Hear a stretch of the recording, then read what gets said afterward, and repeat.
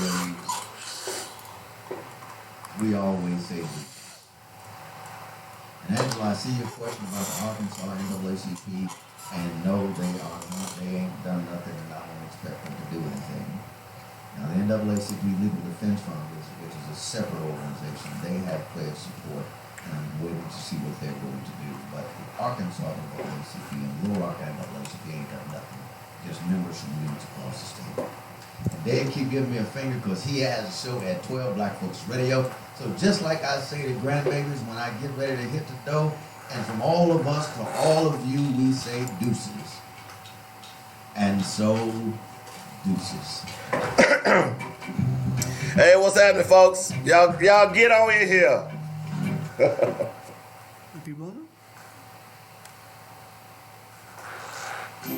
Hey friends, Father's Day is right around the corner, and Coleman's Dynamic Products is offering a dynamic gift just for Dad. Pick 6 for Dad. Any 6 items in my product line. Coleman's Dynamic Rib Rub, Dust, Juice, Nuts, Batter, you name it, all for only $29.95 plus shipping and handling. Upgrade to Pick 10 for only $39.95. Pick 6 for Dad. You must call 615-554-0568 to get this dynamic Father's Day special. Dad and you will be glad you did. Each purchase receives a Coleman's Dynamic downloadable cookbook. We want to say Happy Father's Day for all the great fathers out there. And while you enjoy your day, don't forget to bake it, grill it, smoke it, oh yeah, with Coleman's Dynamic product. Pick 6 or pick 10. You must call 615-554-0568 to get this dynamic Father's Day special. The views and opinions expressed today on Black Focus Radio are not the views and opinions of the station, its management, or its advertisers. Now, let's get ready to focus on our issues, our solutions, using our voices on Black Focus Radio. The views and opinions expressed today. Welcome to Black Focus, the show designed with Hey, everybody. Hey, everybody. our issues, developing our Y'all come on in solutions, here. using our We got some stuff to talk to about. Arkansas and surrounding areas and the nation. Get ready. Black Focus starts right now. Phone lines open at 855-525-5683. So here's your host, David W. Coleman and Robert Webb. Hey, what's happening? How y'all doing? It's the Tuesday edition of Black Focus Radio. I thought I was going to have a co-host, but I guess I won't. So I won't even call his name. Uh-oh, he's trying to run over here and they just see your hand, man. Hey. That's Cliff.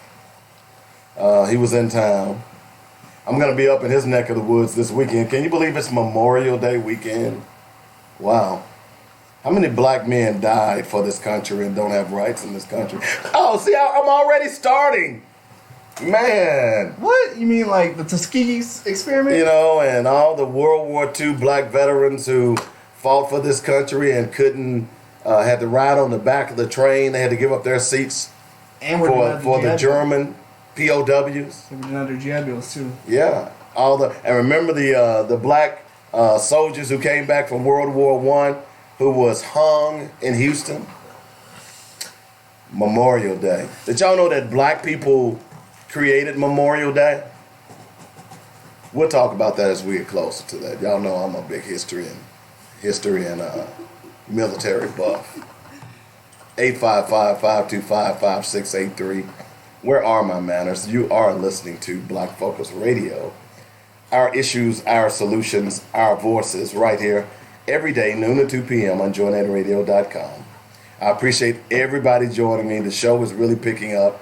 If you do me a favor, tag one of your friends, or just go ahead and set up a watch party. So when you see the video, the link to the video that I sent you, that's on my wall that you should have picked up, just go ahead and tag a friend, okay? Or just click that button that says watch party, and that way all of your friends who may or may not be familiar with me, they can listen to the show. Now, they may be familiar with me and just hate my guts. I'm sure there are those out there, y'all call them haters, but hopefully the information that we're providing here every day is for the benefit of our people. At least we we want it to be so. Look, there's Markel Stevenson. Hey, Markel, how you doing? Brenda Woods is there. Alonzo Bennett. I saw a couple of other people. Let me just kind of go down the list here. I may not need to be calling y'all's name because there's Jackie, Teresa Phillips out of Tennessee, Nashville, Miss Leela. Wow. By the way, I posted the YouTube feed. You can go out and check out the YouTube feed. Just click that link. It's on my wall as well. It usually is a better feed than the Facebook feed. Although yesterday we didn't have any problems with the Facebook feed. Late last week, end of the week, it was terrible. Okay. I do want to remind people about my pick 6 and pick 10 for Father's Day. You've heard the commercial coming into the show. You'll hear it again throughout the show as well today. Got a pretty good special going on for fathers. Those of you who know, I am in the barbecue rub business. Okay, I don't make barbecue. I just make the stuff to make it taste good. Okay, so it's called Coleman's Dynamic Rib Rub. It's my company is Coleman's Dynamic Products, and I have a nice gift box that I put together for fathers. You can pick any 6 of the items in my product line, and that means I have 3 different rubs, different temperatures: hot and spicy, original, and scorching. I have 3 different rib nuts: hot and spicy, original, and scorching. That's 6 right there. Or you can add, if you want to step it up your game and really impress Dad, pick 10. So you can get hot and spicy, original, and scorching of all the original lines. That's the rib nuts and the rib rub. And then you get to pick 4 other items. So if I were you, I would probably pick 2 bottles of rib juice. And I definitely pick a bottle of rib dust. And then I would probably pick some Coleman's Dynamic Fry Batter. Now, I know it's for fried foods. You can make hush puppies out of it as well. But, every now and then you got to get your little fried catfish. It is fishing season, by the way, so you got to have something nice to season that food. So the pick 6 is $29.95 plus shipping and handling. If you are within a 20-mile radius of Little Rock, I'll deliver it to you, but you still have to pay the shipping and handling, all right? Or if you want to pick the 10, it's $39.95, all right? You can only get this deal by calling 615-554-0568. It's not available on the website, okay? So you can't go to the website and find it. You certainly can go to the website and look at the different product lines. So you have to call me in order to get this deal.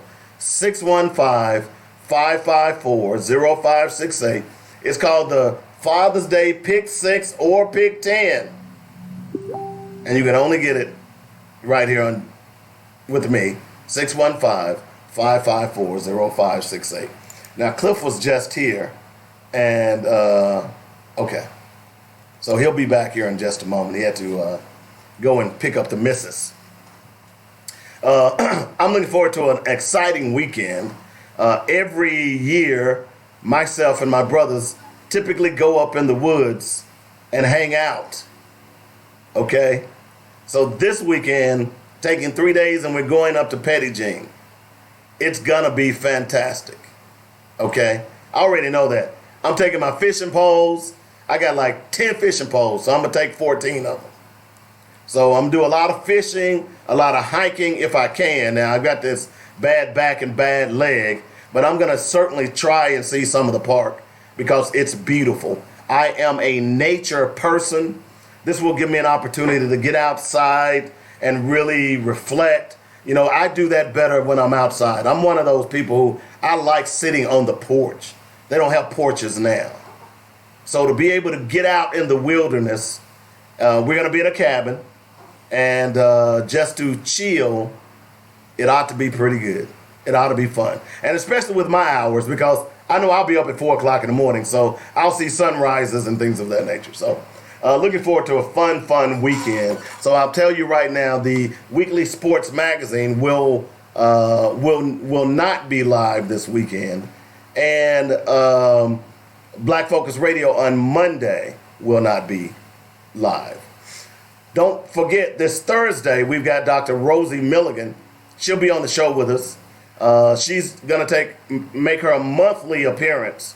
So we're looking forward to that as well. I'm telling you, if you've not heard of Dr. Rosie Milligan, if you've not heard her speak, if you've not heard of her philosophy, then you are really, really missing out on this lady. So we're going to introduce her to Little Rock on this Thursday, right here on Black Focus Radio. All right? So that's all the announcements. We've got up to date with all of that. I believe we're going to have Roderick Talley Friday. Okay? I believe that's correct. We're going to have him Friday. So we'll talk about that as we get more closer to what we're going to do. So right now, let's go ahead and do what we like to do every day. It's called Black Facts. Let's try that again. All right. There we go. All right, so today's Black Facts. You know, we always talk about, I saw a post by some lady the other day, some white lady. And she said, why don't y'all just go back to Africa? Okay. And of course, she got the requisite response from the blackness, the black diaspora, because the quick response is, why don't y'all go back to Europe?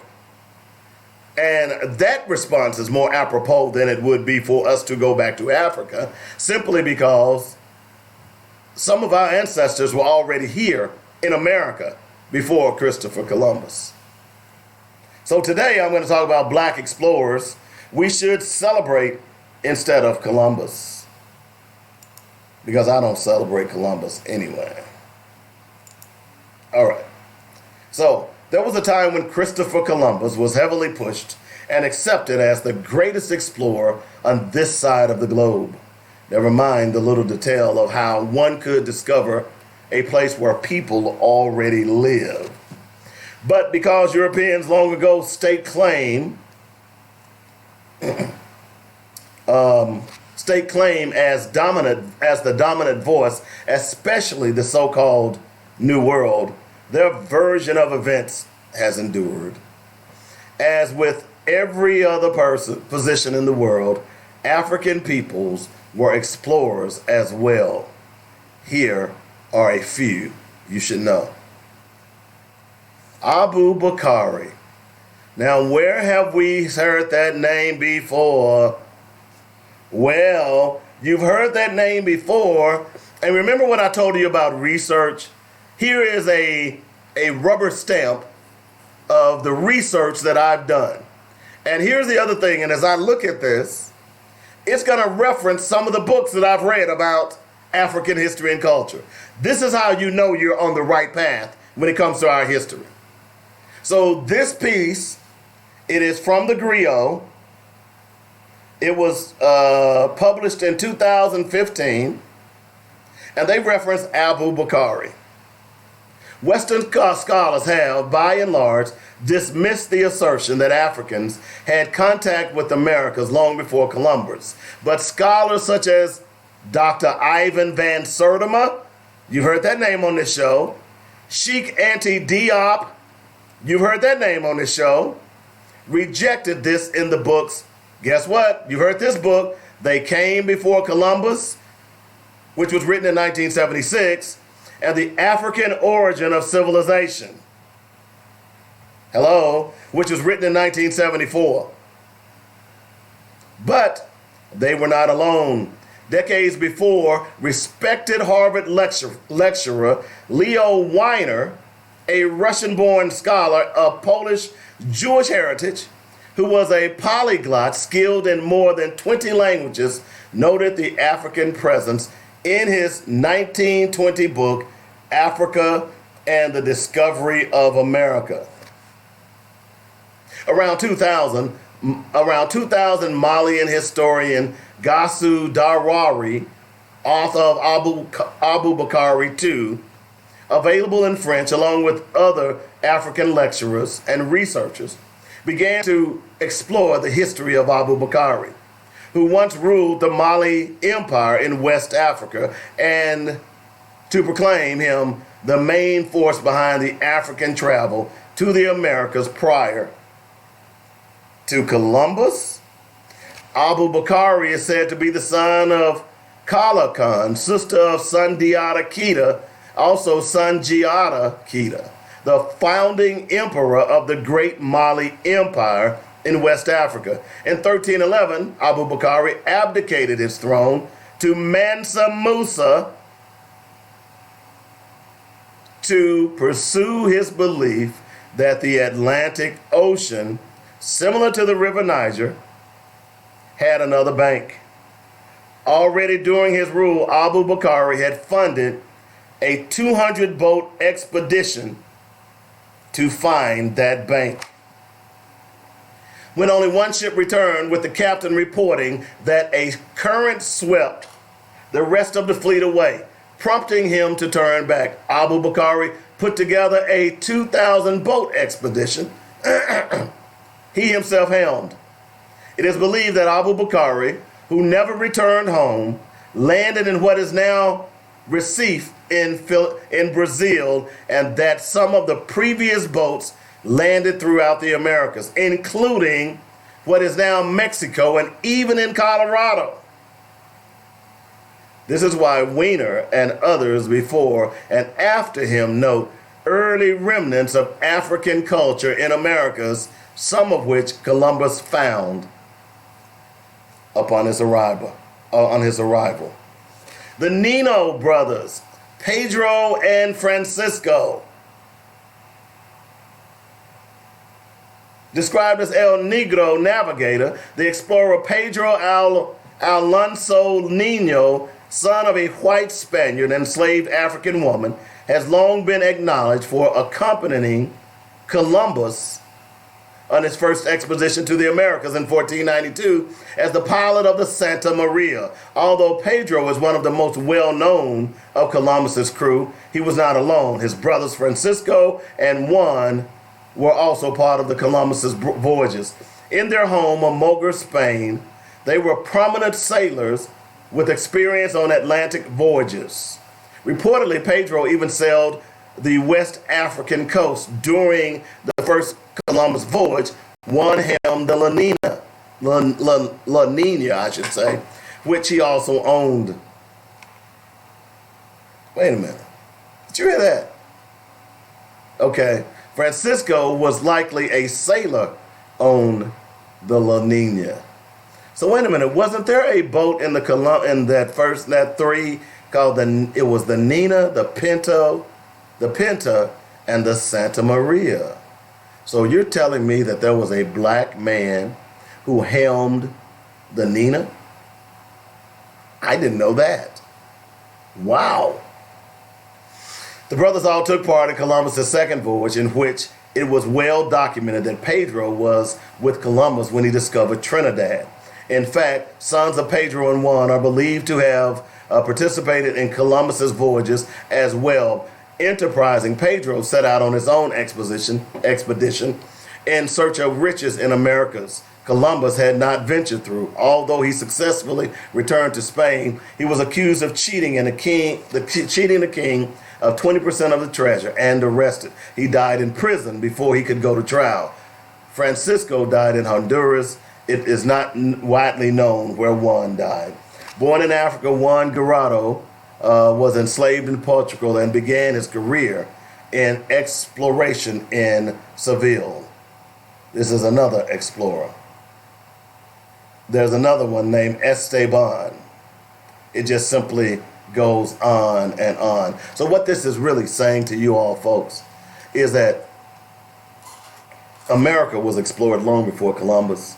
Black folks was here long before Columbus. So when a white woman has the unmitigated gall, or even a white man who is a white racist has the unmitigated gall to tell a black person to go back to Africa, the black person should respond, but I'm already here.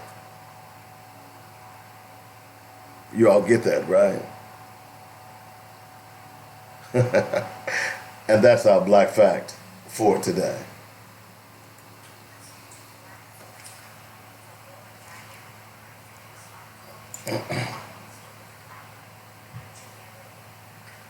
And if you want to sponsor Black Facts, be sure to call me up at 615-554-0568. Speaking of Africa, I posted a link on my wall relating to photos of African refugees being humiliated in Israel causes outrage. Go out and look at some of those photos. Because black people, when Cory Booker runs around and says he has his nose so far up Israel's butt, he can't be my president.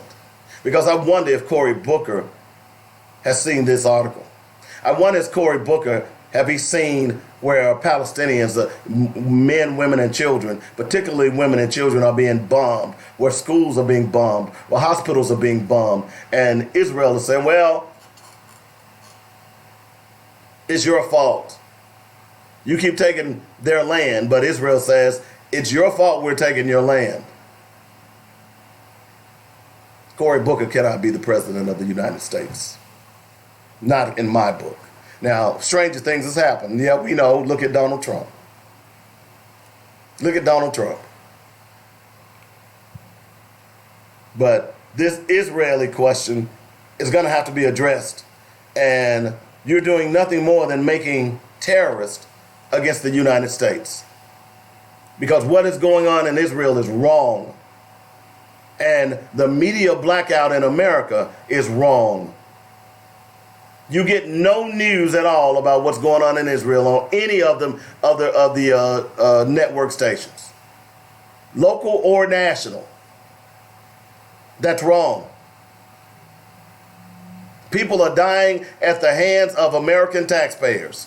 And people are losing their land at the hand of the American taxpayers. And no one is paying attention, not even our politicians, because our politicians are being paid off by the Israeli. In fact, here's the irony behind all of this, is that we are using our tax dollars in the trillions of dollars every year paying Israel. They have free health care, they have free schools, and we have none of that. And then here's the other thing about it. Their lobbyists are using the money that our taxpayers have paid them for various things to then lobby our American Senate and Congress with the money that taxpayers... See how this is just sick, brothers and sisters. Y'all better wake up. I'm serious. Y'all better wake up, because these guys are simply robbing us blind. And it's almost as if we don't care. Long as they put out one of their little pet projects that we are for or against, then we'll support them in everything else. At some point, there's got to be a moral meter. You know what I'm saying? Every politician is not going to favor everything that you want. But there should be some criterion in which, okay, I'll give him a 1 on that. I'll give him a 5 on that. I don't know, some type of grading scale, because you certainly shouldn't be voting for a politician for a one-off issue like abortion or same-sex marriage or civil rights or voting rights. Because there's not a politician, because they all are liars. We have just ran into the king liar, the pathological liar of the United States. No one ever top him. Whomever gets in office next, the first time they tell a lie, they'll be able to say, oh man, look, Trump told 10,000 lies in 3 months. Give me a break. So, I don't know. We have to start paying attention. We've got to start being aware of what's going on, because what's going on in Israel is an abomination. Speaking of which, another abomination. Bankrupt Zimbabwe just paid $64 million in reparations to white farmers. Let me read that title of this article again. Bankrupt Zimbabwe just paid $64 million in reparations to white farmers. Y'all get that right? Compensation payments have been made to white farmers in Zimbabwe who lost their farms and land reclamation policy under the erstwhile Robert Mugabe. Finance minister is quoted by the state-owned Herald newspaper as saying 93 farmers had so far benefited in the tune of $64 million over the last decade. The report added that the payments made in 2018 were for immovable improvements that the farmers had made on the reclaimed lands. In 2018 alone, $12 million was paid to 29 farmers. In the 2019 national budget, we set aside US $53 million for the same purpose. According to him, efforts were still underway to trigger more disbursements via a verification exercise, given that the government had identified more farmers who needed to be duly compensated. Compensating the affected farmers is a noble idea and is keeping with our constitutional dispensation. The issue of payments, long debated, came up in 2019 when the finance and agricultural ministers said they had budgeted 53 million Zimbabwe dollars in payments to former farm owners.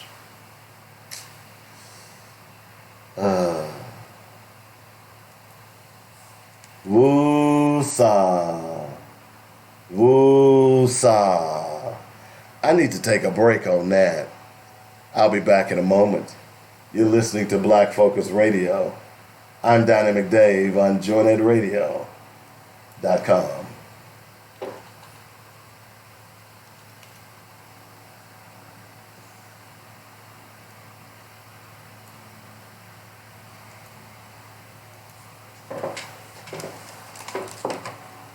Personal care and attention that larger law firms cannot offer. Our experienced attorneys have brought hundreds of cases to verdict in state and federal court and recovered millions for our clients. If you or a loved one have been injured or have property wrongfully damaged, we may be able to help. Do not hesitate to contact our firm anytime for a free attorney consultation. Call 1-800-848-1290.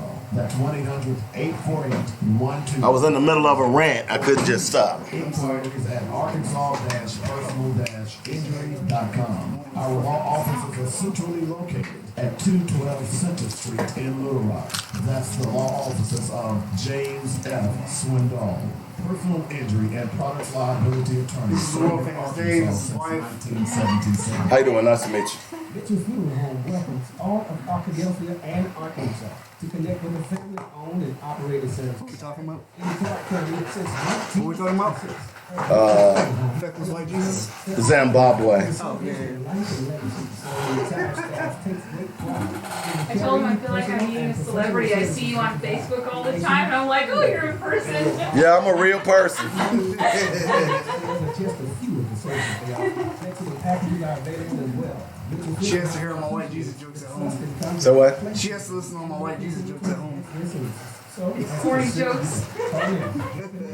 870-246-2611. That's 870-246-2611. Call, click, or come by. MitchellFuneralServices.com. Don't wait till we're needed. Call us now. Let's walk through this together. 870-246-2611. It's quality you can appreciate Robert usually and sits over there. service you can depend on. At Mitchell Funeral Home. That's what we usually do. Hey friends, Father's Day is right around the corner, and Coleman's Dynamic Products is offering a dynamic gift just for Dad. Pick 6 for Dad. Any 6 items in my product line. Coleman's Dynamic Rib Rub, Dust, Juice, Nuts, Batter, you name it, all for only $29.95 plus shipping and handling. Upgrade to Pick 10 for only $39.95. Pick 6 for Dad. You must call 615-554-0568 to get this dynamic Father's Day special. Dad and you will be glad you did. Each purchase receives a Coleman's Dynamic downloadable cookbook. We want to say Happy Father's Day for all the great fathers out there. And while you enjoy your day, don't forget to bake it, grill it, Smoke it, oh yeah, with Coleman's Dynamic product. Pick 6 or pick 10. You must call 615-554-0568 to get this dynamic Father's Day special.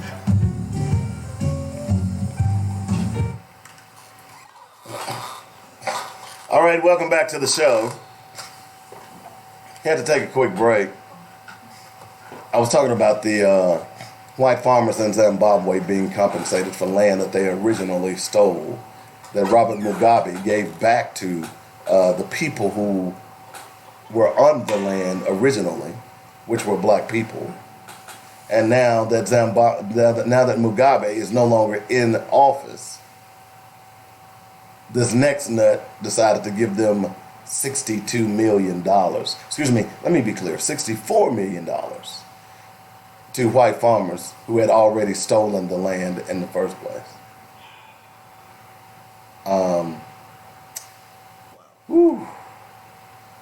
So that's why I had to take a break, because I almost cussed. And I mean, not the little cuss, but a big cuss. You know, I am prone to pop off on you. I mean, White people reparations. But they gave them reparations. By the way, that voice is Cliff May. They gave them reparations for land that they stole. It's the exact same thing that they did after the Emancipation Proclamation. Yeah. Is that you came over here, you stole land, you enslaved people, and then because these people are now free, they gave them $300 per slave. That's what happens when you're the oppressor and the victim. I mean, that just, and I read that story because I just want to show you just how white supremacy works around the world. Because that person who, and let's see, the party spokesman, Simon Mayo, urged Malema to let Zimbabwe deal with its internal issues. Wow, because, well, let me just go back and read this part because I think it's important because everybody doesn't agree with this. The idiotic and myopic plan angered South African politician Julius Malema, leader of the Economic Freedom Fighters, who branded President Emerson Mnangagwa a sellout by agreeing to compensate these farmers. Malema opined that it was particularly worrying for a financially burdened country like Zimbabwe to find money for other reasons than alleviating poverty. See, that's the sad thing about this, is that Zimbabwe is a very impoverished nation, yet, and the best land was owned by white people who had stolen the land. Okay? So even the black farmers couldn't have a subsistence farming because they didn't have some of the better parts of the land. Okay? So now you come in here and Mugabe says, hey, look, we're going to right a wrong. We're giving these people back the land. Sorry, you don't deserve to get any compensation. You've been compensated for centuries since you came into Zimbabwe and stole that land. And rightfully so. And rightfully so. We're giving it back to the people, and now this nutcase comes in and gives it back. They were going to have a violent resistance to it anyway. So Exactly. It's like they couldn't even take it the same way that they're always telling us to take it. So, or even in this case, the Africans. And here's the other thing. All of the other parts of Zimbabwe is impoverished. So you take $64 million where you're already a bankrupt country and you give it to white people? What the hell kind of pot are you smoking? Paying thieves for stealing. I mean, I don't get this. Well, even you can't afford to pay them. Even if you wanted to pay them, even if you had a budget where you were making hundreds of millions of dollars, which you're not, okay, and you wanted to pay them, I'd still be upset. But even more so because you're an impoverished country.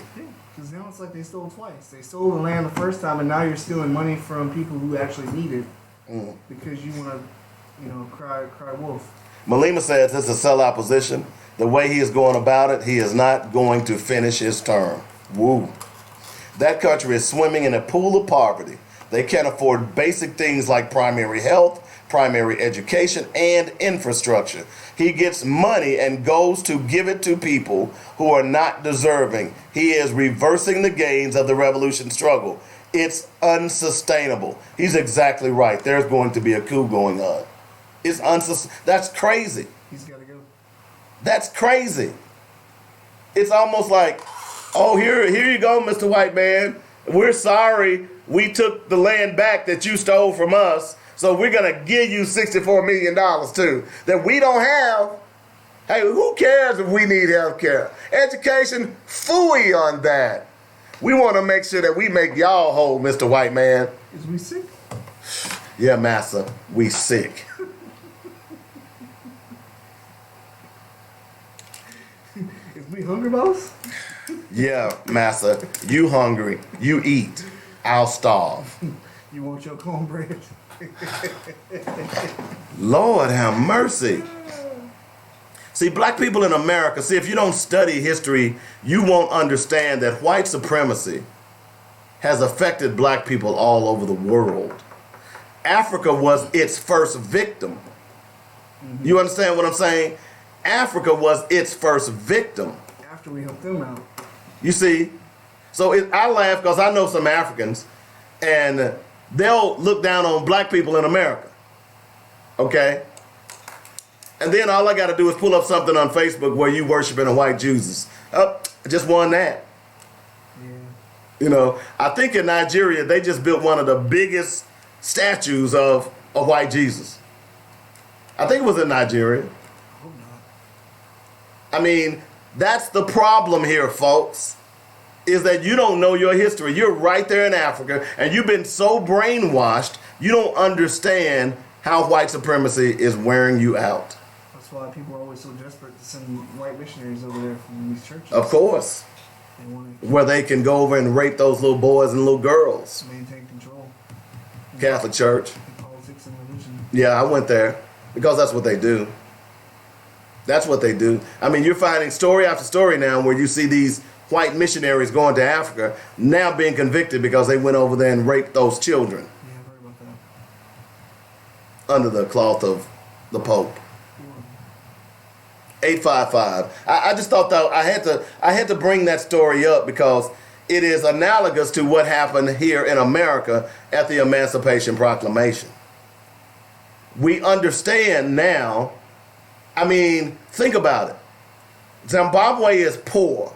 It gives $64 million to white farmers, and they are already bankrupt.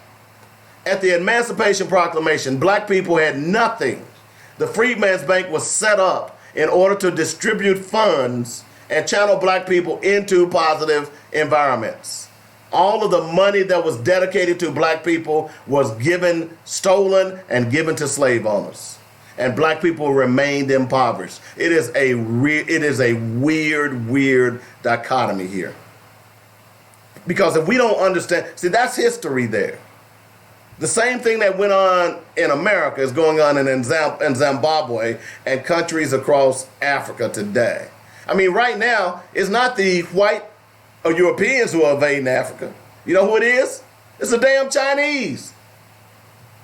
It's the Chinese. I read a story a week or so ago where this Chinese restaurant opened up in Africa, in Nigeria, I believe, and said they don't serve Africans. You get that, right? Wait a minute.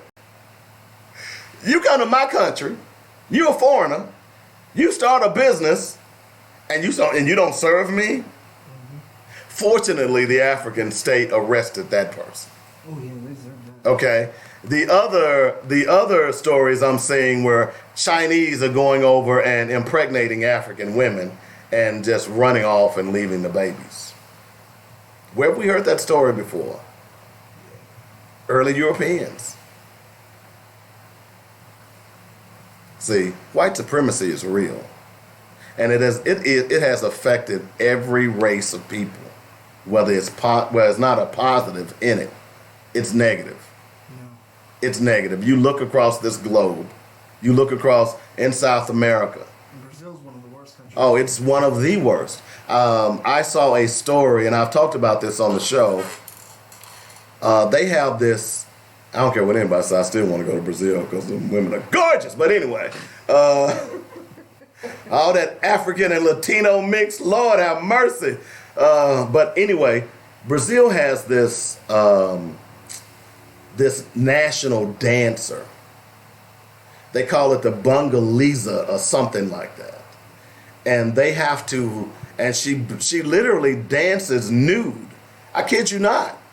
She has, some stuff on her breast and a little patch over her private part. But other than that, it's a national thing. Girls grow up wanting to be the Bangaliza. Okay? Now, they don't look at their bodies like we look at our bodies, for one thing. Only America has this strange curiosity about nudeness. But anyway, the one thing about it, this young lady, and I think this story is about 2 or 3 years old now, she was the first black one. And when I say black, she was dark-skinned black. They had never had, number one, they had never had one of African descent. And then to have a Bangaliza who was dark-skinned black, the whole country was in an uproar. To the point where they ended up rescinding her crown. Because many of the light-skinned Brazilians didn't want a dark-skinned Brazilian representing them as the national symbol of a Bangaliza. Yeah, they have a lot of issues. In sociology, you learn about how Brazil has a weird classing system when it comes to race. They have, like in America, you have white or you're black, and then you have nationalities and ethnicities.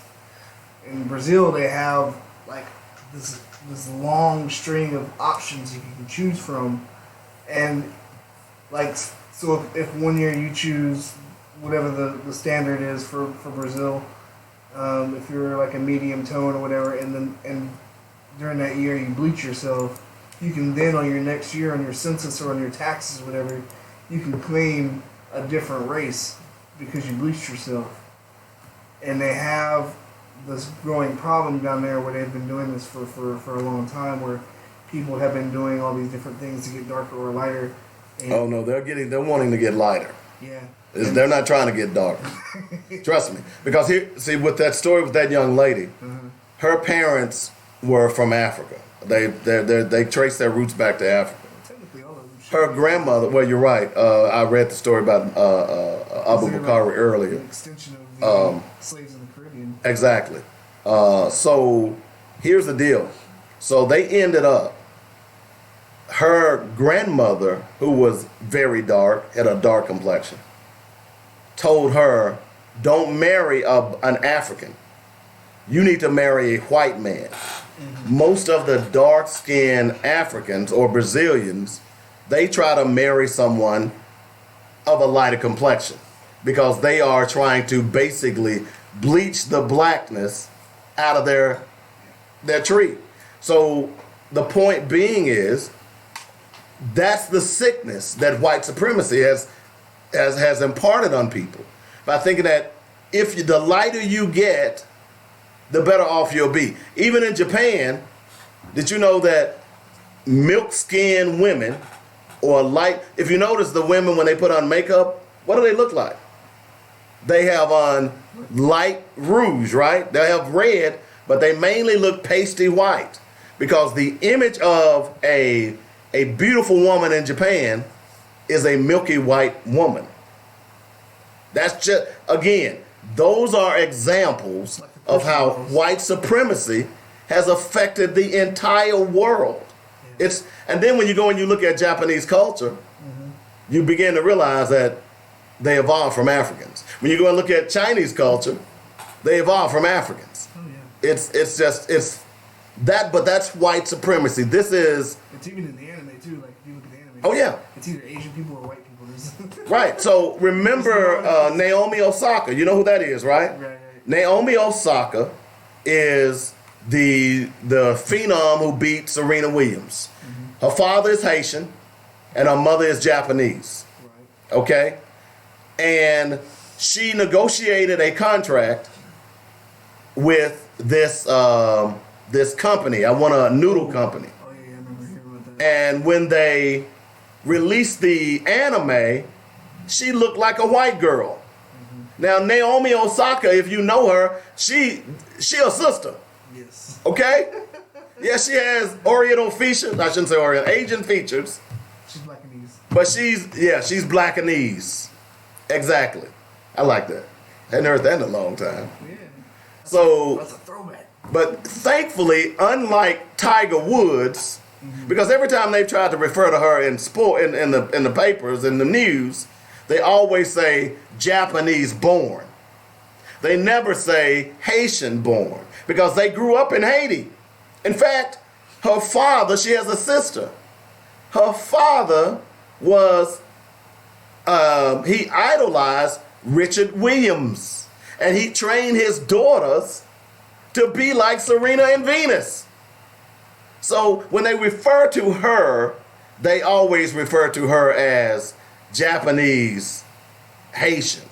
Or they won't even add the Haitian. So she's quickly come out on a regular basis and had to correct them. So the point being is, and that's part of the reason, she didn't do like Tiger. Tiger had to, and I asked the question on my sports show a couple of weeks ago. Why do black people keep supporting Tiger Woods when Tiger Woods don't even acknowledge black people? Yeah, it's a shame. It doesn't make any sense. And I found myself, after he won that last major, I found myself really asking that question because I want to see a black man be successful. I want to see a black man blow away the competition in a white sport that they said black people can't play. And he would have done that had they not changed the rules. People forget that he's the only sports figure in the history of sports that they changed the rules to keep him from winning. You ever thought about that? You've heard the phrase tiger-proofing courses? No. Yeah, you're not a golf person, huh? No, I'm not a golf person. But the point being is, sorry, I was really going to get into that. You just blew my bubble. Thanks, man. Thanks, Cliff. Sometimes y'all say, yeah, I know. Yeah. Man, tiger proofing, it really makes me upset. But anyway, Tiger decided that he wanted to come up with some other name when they asked about his father and his heritage. He called himself a Cablinasian or whatever it was. He's part black, he's part Asian. He went through all of his family tree, so to speak. He has never identified as a black person. So why is it that we support Tiger Woods in the black community? I don't get that. That's part of brainwashing. Tradition. Well, it's part of saying, them old black women saying that boy a fool. That's what they saying. I'm going to go and support him, but he a damn fool. Yeah, it's embarrassing too because it's like, man, you're making the rest of the rich people look bad. Like, we already have a stigma in some areas, like, and that just is one of them. But Tiger doesn't even look mixed. He doesn't even look mixed. On a good day, you can tell. On a good day, right? When the sun is, when the moon is in the summertime, and Jupiter is. It might just be me because I'm used to being around a lot of people like myself, but I can usually tell when other people are similar or like biracial. I can usually tell pretty easily. Tiger don't even look. He don't look nothing. To me, it's fairly simple to see. It's just. No, stop. You gotta get out there, Dave. Stop. Hey, you know who else? Is a surprisingly who was a sleeper is what's that guy? He's from Prison Break. I don't watch those shows. You ever seen Prison Break? The main guy. You ever watched The Flash? Yeah, I've watched The Flash. Captain Cold. Captain who? Captain Cold. Captain Cold. I don't remember He's him. the guy with the little ice gun. Oh. Talks real funny. Oh yeah, I know who you're talking about. That guy is actually black. Oh really? I didn't know that. He passes hard. Yeah. But he is. I didn't know that. That's interesting. Yeah. But yeah, I don't know, man. This race thing is just really bothering me. Anyway, 855-525-5683 is the number. That's how you get in touch with us. A couple of other notes. Let's see. I was going to tell you all why I tell you what, let me leave this until the top of the next hour. I'm going to read you a story because, see, some of y'all out there don't vote. Some of y'all don't even bother to vote. Yesterday I played a portion of Malcolm X's piece, The Ballot or the Bullet. And is that him? Let me see what he looks like. Wentworth Miller. I don't remember. I don't. So I've seen The Flash, but I really got into The Flash. Oh, I didn't know that. Yeah, I remember him now. Yeah, okay. Wow. Passing, huh? He passed hard. Yeah. Yeah. At least, well, he probably gets into a lot of shows. Anyway, but I'm gonna save that story to the top of the hour because if you're really upset with your politicians, the only thing that they fear is knowledge, that you get knowledge. And that means if you get knowledge, then you'll typically vote them out of office. I almost said something again. I'm trying to not curse this week. Okay? So it's going to be interesting when I talk about this because I know a lot of you cats out there don't vote. And I always offer prima facie evidence on this show why you should. All right? So we'll do that here in just a moment. Let's see. Here's a couple of other stories I want to talk about. Georgia governor vetoes bill requiring recess in all elementary schools. There you go. Just get that whip out. Recess? You don't need no damn recess. Chow! Chow! Get in there and study that math, boy. I'm sorry. I know I'm getting a little animated today. I'm going out of town this weekend, so I always get this way when I'm about to go out of town. You want to save your energy for the ride out, boss. Yeah. Them ones there with the burning crosses is coming. Yeah. They're from Polk County. Yeah, I hope they can run from lead.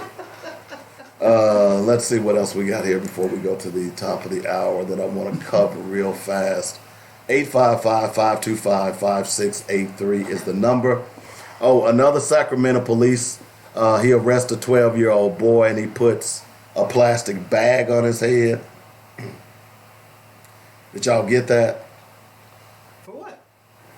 Good question. Oh, here's the other thing I want to talk about too. Christian TV host Rick Wiles.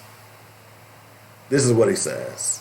We will impose Christian rule in this country. Sharia law?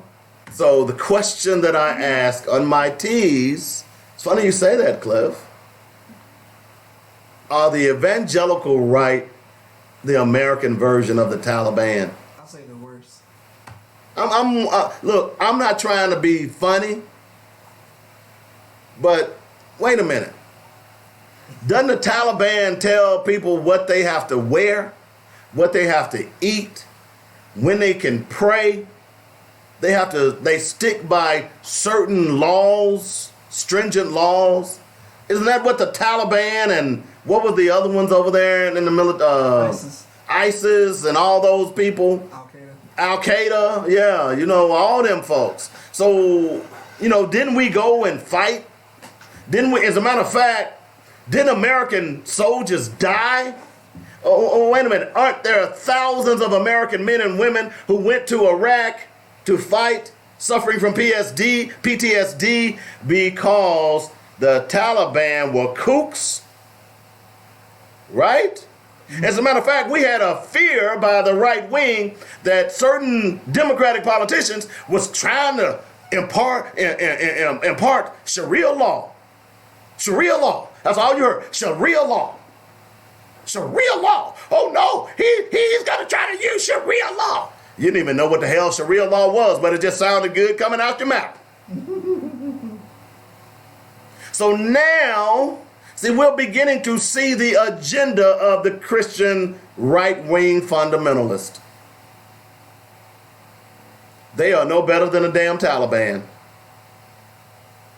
Sorry. Don't get mad at me.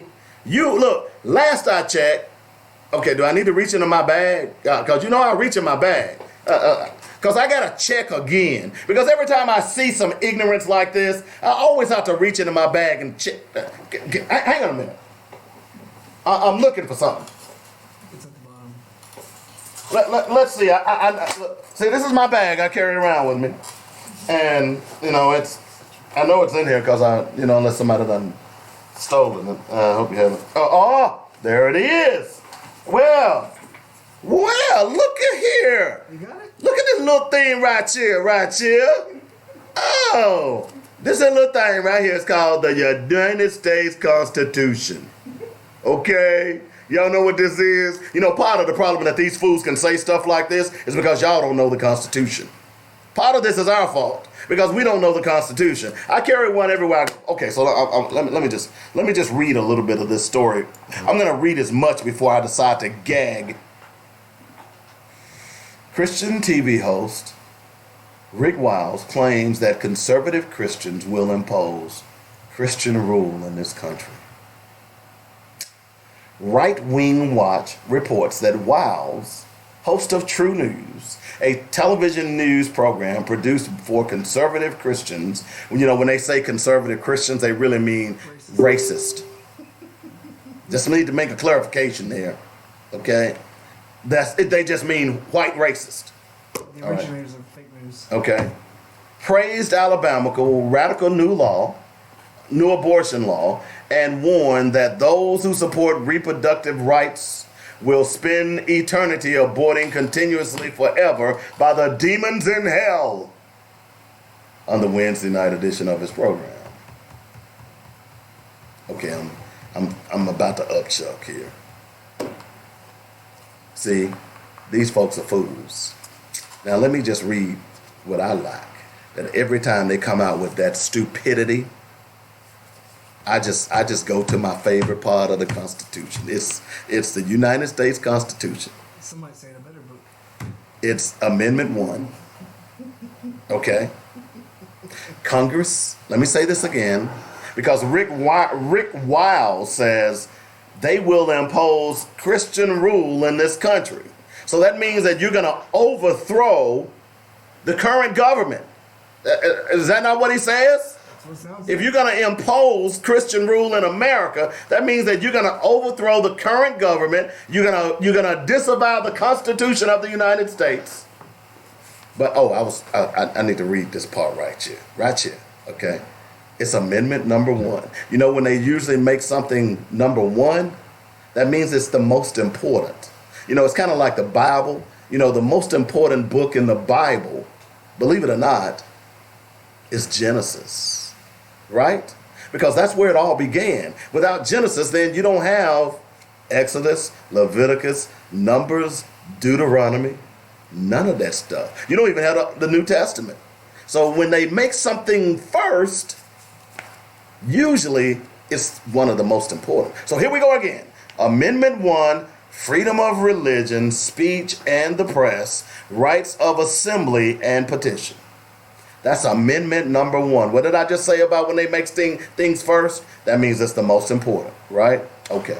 Congress shall make no law respecting an establishment of religion or prohibiting the free exercise thereof, or abridging the freedom of speech or of the press, or the right of people to peaceably assemble and to petition the government for redress of such grievances.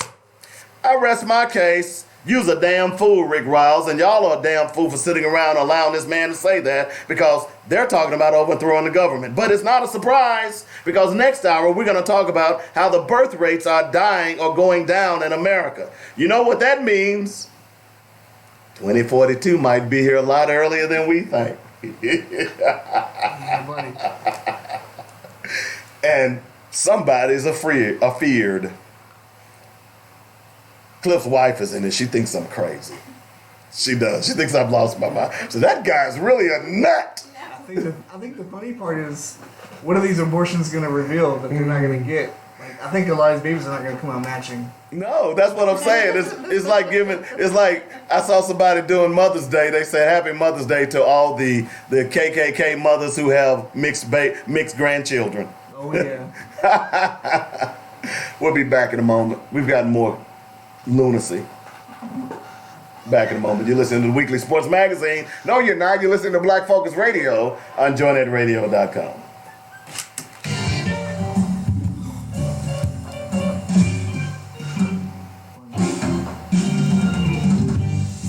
This is attorney Danielle Walker from the Walker Law Firm. Are you drowning in debt? Is your debt becoming unable? You heard about what Paula White said? Did you hear that? You know who Paula White is, right? Paula White told she said that God told her to introduce him to Donald Trump. Whoa! Paula White said, we'll talk about this here in a moment. She said that God told her, God reached down and talked to Paula and said, Paula, you know that Trump guy, he's a bad mother, shut your mouth. Could you please introduce me to him? And what Paula was saying, God, he used Paula as his emissary to talk to Donald. Exactly. You heard about the other one? The other story that came out? I think it was MSNBC or ABC. They said that Trump's pastor came out, said he's never been in, Oh, I saw that. never been in the church. Mm-hmm.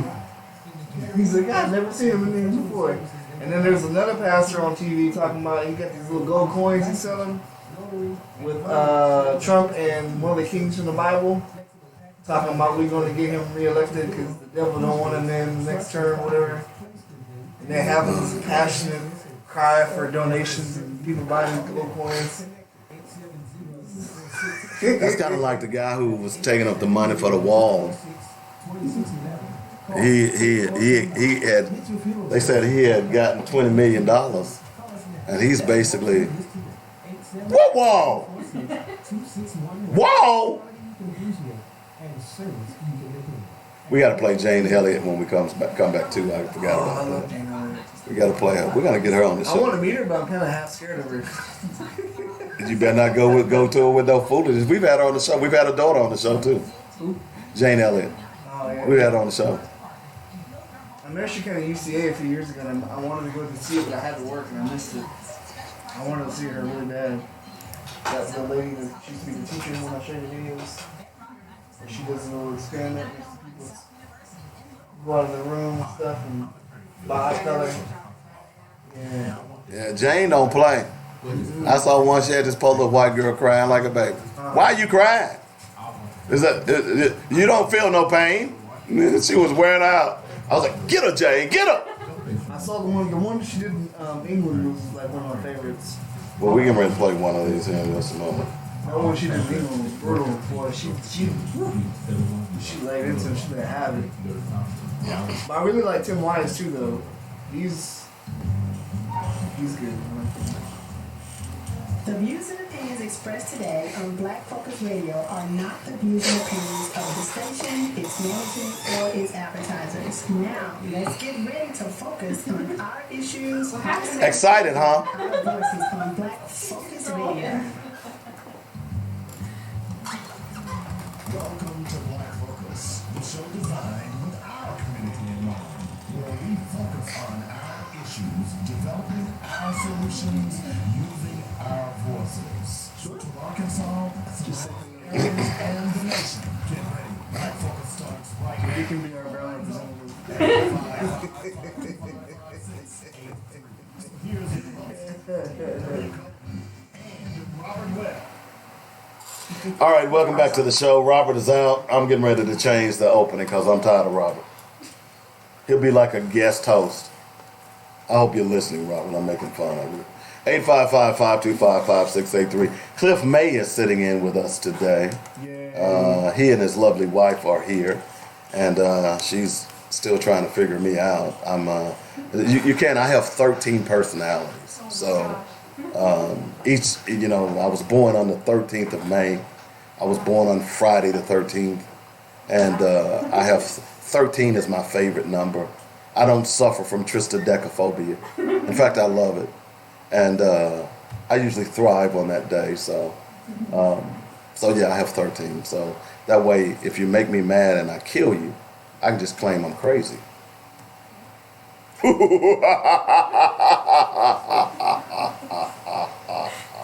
Cliff is like moving back away from the console. All right. So I tell you what, I want to talk a little bit about Paula White. And I'm going to talk a little bit about this hour about why voting is important. But I'm going to start this hour out off with one of our previous guests, but also one of my favorite critics of racism and white supremacy. Yeah. And her name is Jane Elliott. So, And this kind of plays into what we're talking about today. Okay, so check this out. Hope y'all enjoy.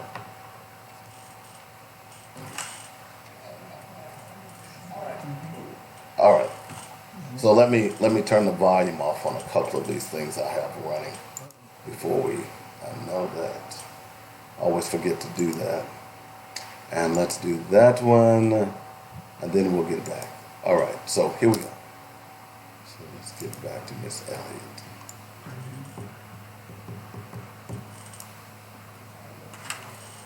You need to realize that there are more children attending segregated schools in the United States today than there were previous to Brown versus Board of Education. And that's a fact. You need to realize that it is not the intent of white people to let this situation change in favor of anyone but themselves.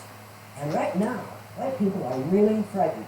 If you don't understand the destruction of Planned Parenthood offices, and you don't understand the wall that we're going to build on the southern border of the United States, you haven't read the book, The Birth Dearth by Ben Wattenberg. Ben Wattenberg was a brilliant Jewish man who was a member of the American Enterprise Institute. And he wrote a book, the first paragraph of which says, the main problem confronting the United States today is there aren't enough white babies being born in this country. He was an advisor to presidents of the United States. He wrote the book in 1987. He says if we don't change this and change it rapidly, white people will lose their numerical majority in this country, and this will no longer be a white man's land.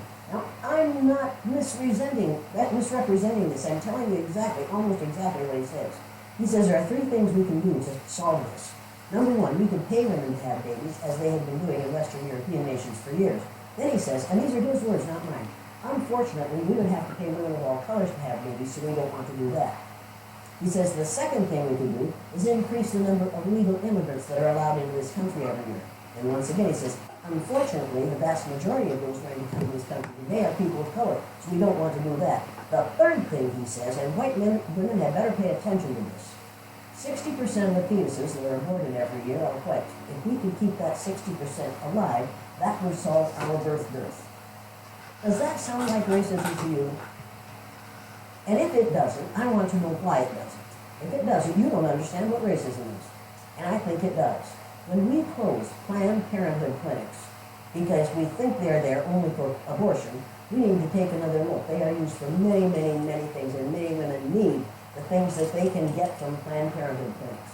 But we are willing to do away with all that good to avoid allowing white women to have control of their own bodies. Now, nobody had better tell one of my daughters or granddaughters what they can do with their body. You haven't that right.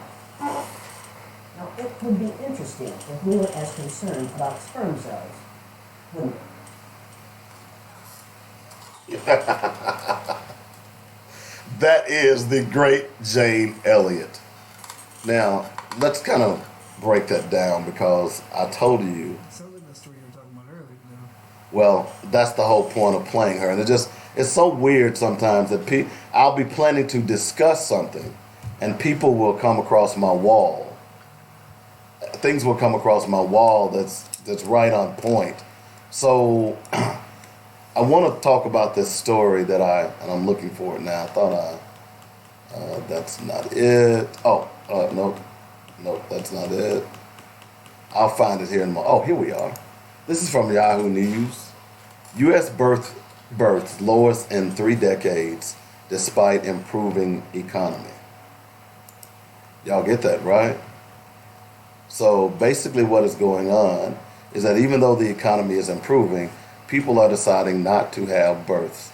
Overall, the U.S. birth rate for women ages 15 to 44 was 59 births per 1,000, an all-time low.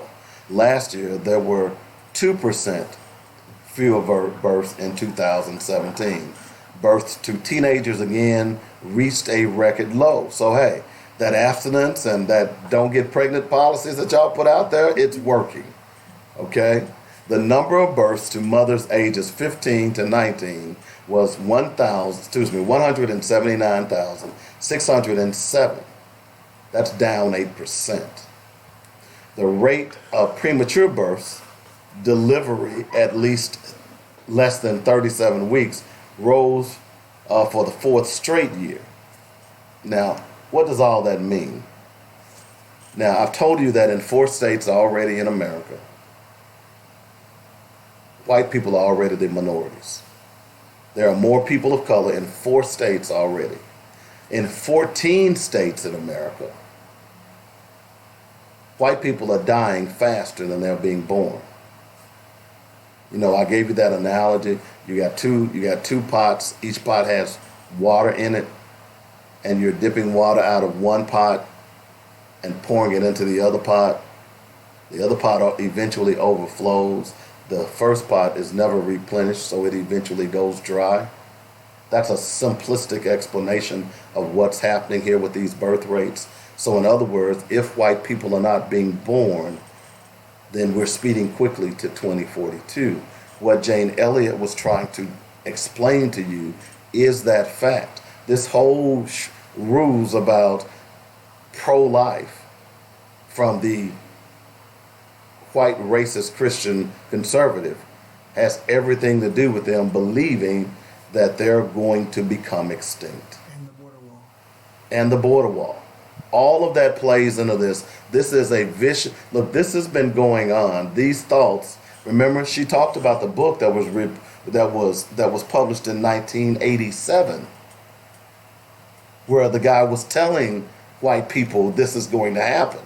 But this has been going on for centuries. That's the whole point in them not wanting white women sleeping with black men because they have, what? Black babies. Now, unfortunately, white people are caught up in what is genetics, is that the black gene is dominant. The white gene is recessive, okay? So by sheer science, by sheer nature, eventually nature finds a way and the dominant genes overtake the recessive genes. That's just nature. And what is happening here, which is they can't stop it, is that America by 2042 is going to be predominant minority. And their biggest fear, all of this policy, because I said the other day, Donald Trump has a solid 1/3 voting populace. Would you agree with that? Yeah. How the hell did he win the presidency? Electoral college. But he still had 1/3 of the voting populace. You miss numbers. You can say electoral college, but I'm talking numbers. Because think about this. If he had 1/3 of the voting populace who voted for him, which is about 33 to 35%, right? He had to have at least 16 more percent to win in multiple states. Who was that 16%? It's a collection of other minorities. No, Sure. it was a collection of white people who claimed that they would not vote for Donald Trump, who did. Case in point, 53% of white women voted for Donald Trump. So I think they reported about 8 or 9% Hispanics and black people still voted for him. Well, that's true, but that's negligible compared to the numbers that white women voted for him. The very same white women, by the way, who would come out and claim that they hated Donald Trump because he was a misogynist, he was a sexual abuser. But when they went into the voting booth, they voted for him anyway. Now, why would they do that? You get my point? Whiteness. Exactly. At the end of the day, they realized, and they are even the Democrats. This is why I tell people, you can't trust the Democrats. Because they'll tell you one thing and do another. Because when you go into that voting booth, no one knows who you're voting for. You can say, hey, look, yeah, I'm going to vote for you, and then you go in and vote for the opponent. That's what happened with Donald Trump. We know that now. All right? So how can we trust anything that they say at this point? And this is reality. This thing about, you're exactly right, Fahim, it is white supremacy. This thing is reality here, that they are going to become the minorities in this country. They can't stop it. And the only way that they can try to stop it is stop abortion. You heard us say, well, they wanted to, they could pay white women to have babies, but they can't do that because they'd have to pay other women to have babies. That's what Hitler tried to do. Exactly. That's what this is all about. I know this sounds crazy, but I've been telling people this for years. That this is, when I began to study history, it became apparent to me what was going on. It's about eugenics. It's about eugenics. You're exactly right. So this is why they're upset. This is why they're trying to build a border wall. You know, and remember, by the way, it was your president, Cliff, who said that why can't we help people migrating from Norway and other white countries? Remember that? I was wondering when you would get that. Oh my God. So the question is, when are we going to wake up and understand what's going on here? See, we're running around here playing tiddlywinks. I've said it over and over again. We're playing and praying. That's all we do. We play and we pray. They're plotting and planning. And you're seeing what we're seeing right now across this country, and I said this yesterday, this concerted effort with all these abortion laws that have been passed in all of these states. This is a designed effort that they put together. This is not some state that said, think about it. If you think about the history of states in America, you usually go to one state, they have a different law than the other state, right? Now, how the hell did 12, 13 states decide that in the same year, in the same legislative session, that they were going to pass an onerous abortion law? Alec. Exactly. So what I'm saying to you is, we've known about ALEC at least for 25 years. Mm-hmm. So Republicans, this has been in play for over 25 years. Democrats had no clue. They had no clue. Or they just refused to act on it. Maybe so. But as Republicans took over state house after state house, this was their agenda.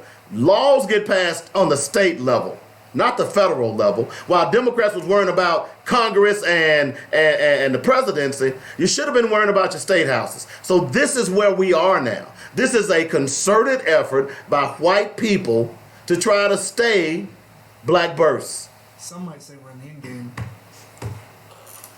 Yeah, you would have a Marvel reference. Okay. All you need to now is Thanos and snapping your finger.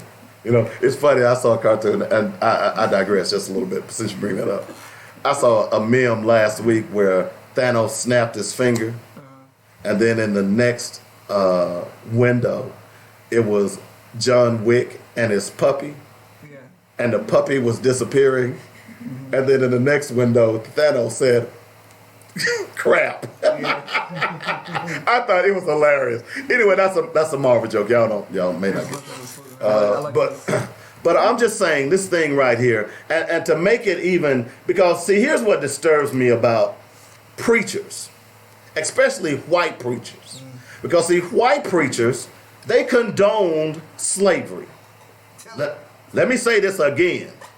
White preachers condone the invasion of Africa. Okay? They send in the missionaries, and there were many African kings who said they brought Bibles, and the next thing they gave us Bibles, and the next thing we knew they had taken our land. So I get concerned when white people start talking about God, because I don't think white people really know God. Don't get mad at me, but all you got to do, look, I'm sorry, I judge a man by his history. You know what I'm saying? I judge a people by their history. By his actions, not by his. Right. So what we've seen over the centuries is that white people have used God to justify their cruelty and inhumane treatment of other men and women. That never stops. Okay? You're right, it never stops. So when Trump's personal pastor, by the way, this white woman used to travel and go through black churches. So you got to remember who you put in your pulpit. Here's what she said. Y'all know Paula White. Yeah, she used to have a black gospel album too. Exactly. You see what I'm saying? This white woman used God against black people. Y'all suckered up to her. Y'all helped make her famous. And now she's Trump's personal pastor, and she's spouting stupidity. And she wrote the Diana Ross song in the process. Listen to him. I'm coming out. Yeah. That's racist tomorrow. Here's what Paula White said. God personally asked me to introduce him to Trump. Now, I'm not trying to be mean, folks, but on this show we try to point out stupidity. And what really makes me mad is because I know this woman used the black church and the black spirituality to get famous. Well, I know she did. Y'all know she did. Okay?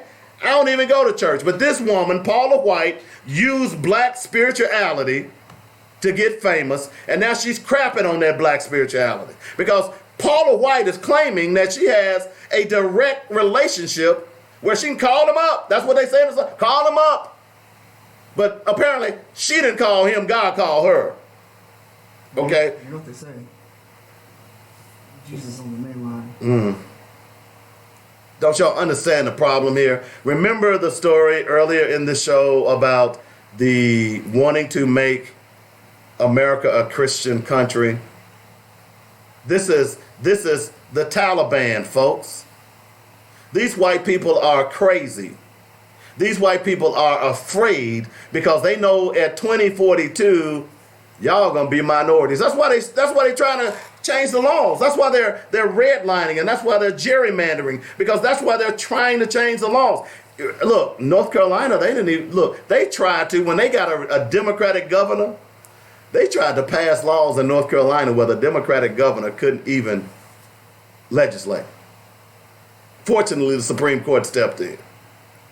These folks are scared. They are afraid. And what's really crazy is you would think out of a sense of self-preservation, knowing that you can't stop this, that there'd be a little more compassionate with some of the stuff that's going on towards black people. Because at some point, when you become the minority, you then become liable to be a part of the same thing that we're suffering now in the future. Well, or we'll be like the new Zimbabwe president and give them everything. You never know with black folks. We done lost our damn minds anyway. That's why we're in the predicament that we're in. In our spinal cords. Yeah. But you make an interesting point, because I brought that up to a friend of mine, well, a person whom I thought was a friend, because when I find out you're a racist, there is no middle ground for me. Because see, when you're a racist, that means that you look at me as subhuman. So as I've said over and over again, that if we can't begin the conversation where you and I are equal, where you view me as equal, then we can't have a conversation. Exactly. I'm not going to go and pray with you. I'm not going to try to go and persuade you to see my point of view. Once you let me know that you are a bigot or a racist, I'm done with you. I'm hoping you burn in hell. That's why you can't apologize to me about being a racist or doing something racist. You just can't. Yeah. I just got someone loose this week. You know what I'm saying? You can't do that. They were posting the rebel flag, talking about how much they love it. I cut you. That's what I'm saying. Look, that tells me that you don't respect me as a man. Exactly. So when I was talking to him, I asked him the question. I said, 2042 is inevitable. You can't stop it. I don't care what you can build every damn wall around this country. You're not going to stop 2042. Okay? You can stop every dark-skinned immigrant from coming in America. You ain't stopping 2042. You can't slow it down. It's too late now. That's 15 years away. It's too late to be trying to slow it down now. So here's what you ought to be doing. I said, doesn't it make sense? The civil rights laws that you are so against, doesn't it make sense that you strengthen them laws today? Oh, yeah. So that your grandchildren will have some type of support if, in fact, minorities begin to treat y'all like you all have treated us. Now, I don't think black people would do that, because I don't think it's in our nature to be that evil. Now there will be some that will want revenge. I understand that. I mean, you got the what's those guys? The Hebrews. The black Israelites. Yeah, those. So there will be some who want revenge. I understand that. Oh yeah. But what I'm saying is this: that if you are against civil rights today, in 20 years, you're going to be wanting those civil rights. You're going to need those civil rights. I mean, they're going to just like everybody else. Exactly. So the point being is that if we're still pushing up against that time period, and black people are realizing that, hey, these white folks hadn't changed. They're not going to change. And it's coming fast. We're already on 2020. That's what I'm saying. It's right around the corner here.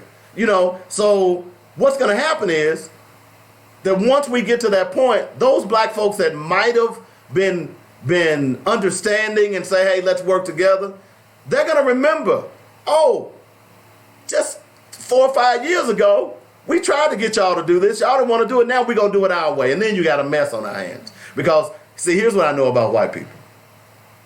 And if you look at their history, if they can't control, they want to destroy. Yep. Okay?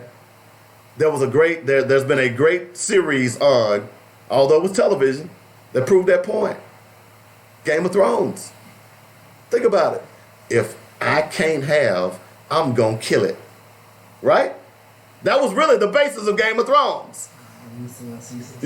But I'm just saying, that's the basis of Game of Thrones. Yeah. If I can't have, I'm going to kill it. I'm going to take it. That's the history of white people. And I think that's why many people are so enthralled with that program, because, and they don't really understand, and although it was fiction, it really, you go back and you look at history and what white people have done across the world since they were introduced, it's frightening. War. It's frightening. War. Pillage. You look at some of the worst despots in the history. Look, we don't refer to Hitler as a white man, but what was he? White. A white man. Mussolini. White. You see what I'm saying? So Columbus. Columbus, you name it. Amerigo Vespucci. I know y'all don't know that, but you know that's who America was named after. Not Columbus. Amerigo Vespucci. Okay. In fact, he was the one that really landed in America first, not Columbus. From Portugal. Exactly. Whew, I love history. I'm a Technically, history. the Africans got here, right? Well, I read the five Africans that explored the world. I see, my favorite one is Abu Bakari from Mali, and I had that in my black fact. He's my favorite. Because Mansa Musa, who took over the throne after Abu Bakari, Mansa Musa in today's time would be considered the richest man in the history of the world, even today. And he lived around 1300. Okay. So Before the Italians or the Romans came. Oh yeah. So what people don't realize is that Abu Bakari gave up his throne to Mansa Musa because Abu Bakari was fascinated with travel. He thought that there was a shore on the other side of the Atlantic Ocean. He wanted to prove it. He commissioned 200 ships. They sailed away. One of the last captains got scared. He turned around and came back. Okay. So Abu Bakari said, well, hey, what happened? Said, well, they got washed away in the tide. I never saw them, yada, yada, yada. Abu Bakari then commissioned 2,000 ships. Hello. Never to be seen again in Western Africa. You know where he ended up? Many believe in Brazil, South America. In fact, Abu Bakari, there are images in Brazil and some of their pyramids that show a figure dressed in white coming out of the ocean. And many of the natives thought that Abu Bakari was a god and built temples and towers to him. Wow. I don't believe that just came out of my head. I love history. So the point in all of this is to tell people that, look, you can only judge a man by their history. And what we're seeing with white people, I mean, these people are nothing more than the Taliban, American style. They're nothing more. Anytime that you want to circumvent the Constitution, so I have a problem with white people when they start talking about God. Because, see, I know what white people did under the guise of God. They enslaved people. They murdered people. They raped people. They raped little girls and little boys. They kidnapped. They sold children. So when they started doing what they're doing at the border by taking those children and letting American families adopt them, we should not have been surprised. America has a history of doing that. White people have a history of doing that. The problem, what we should be concerned about, is why we continue to sit around and allow them to do it. That's what we ought to be asking ourselves. That's what we ought to be talking about in our churches. Why do we continue this? All of this stuff about these kids, all of these people being killed. Yesterday, I posted a meme where it showed 31 black women who had been killed by police. I posted another meme. In fact, there's a story that I posted today of that's going on in Northern California, where there have been like 6 incidences of black people being killed by police. Those are the things that we ought to be talking about in our churches. These are the things that we ought to be talking about at our kitchen tables, at our barbecues with our friends and our relatives. We cannot continue to allow this to happen because it is clear that white people are afraid and they believe that once they become minorities, they're going to be treated just like they treated black people. They will be the new niggas. Yeah, I said it. We should be concerned. We can no longer sit back and turn a blind eye. We can no longer sit back and pray our way through it. I'm not saying don't pray, but I know parts of the Bible. I know some of the Bible. In fact, I know a lot of the Bible. In fact, I've read the Bible like 6 times. And, every time that God's people came up against an enemy, what happened? They fought. Hello? So why is it all of a sudden that black people feel like they can't fight? Or speak up or vote over. Okay?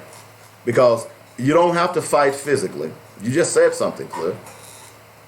You can fight mentally, you can fight with your dollars, and you can fight with your vote. And we don't do any of that. So we get what we deserve. Speaking of voting, and I'm glad you brought that up. That was a good segue, Cliff. Yeah. So you all remember Brock Turner, right? Do y'all know that name, Brock Turner? Mm-hmm. Brock Turner was the Stanford rapist who got lenient years. 3 months? He got a few months, and now that particular judge who awarded him that basic vacation, he's been recalled. The judge has been recalled? The judge has been recalled. Now, why am I bringing that up? Because Cliff just said something about voting. I've told you all over and over again that we have to be smart enough. We can change this country without firing a shot. Number one, by voting. I told you that's a weapon. Remember that? I told you about your weapons you can use. But unfortunately, it's kind of like we have arrows in our quiver, but we are afraid to use them. Voting is one of those that we can change a lot because they expect us not to vote. Oh yeah, and they tell us not to vote. Exactly. And they do. If voting wasn't important, why do they do so many things to try to keep us from voting? Or, like I always tell people, if voting was never important or didn't matter or wouldn't change anything, why is it that you always see rich white people voting constantly? Every time they get and it's old white people too, they're the worst. Mm-hmm. They vote for everything. Dog pageant, they're voting. Yep. City council, they vote. Mm-hmm. School board, they vote. They vote like it's a hobby. And like when you look at all the laws and the policies and the stuff, it's all in their favor because they never stop voting. So when you talk to people about voting, it's like, no, my vote doesn't count. BS. Like, look at who's been voting nonstop and look at who the system favors. You can't tell me if the voting doesn't matter if these people are always voting and the system works. Exactly. And I don't understand why we don't get that. We see it clearly. And again, maybe it's white supremacy.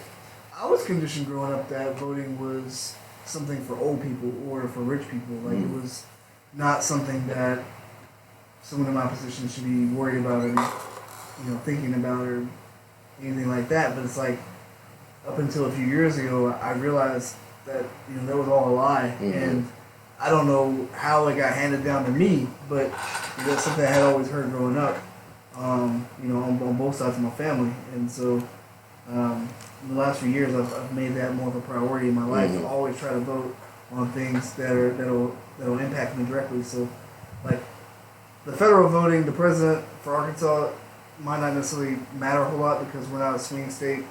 But as far as, like you said earlier, everything within our state is a definite vote for issue. and you can't claim that the votes are rigged for like a city election or a county or a state. Like that's just preposterous. Like to claim that your vote doesn't count. Well, we saw that here in Little Rock with Frank Scott Jr. Is that black people came out in droves and voted for him, and yes, sir, yeah, there were white people who voted for him as well, but he won simply because black people came out in numbers.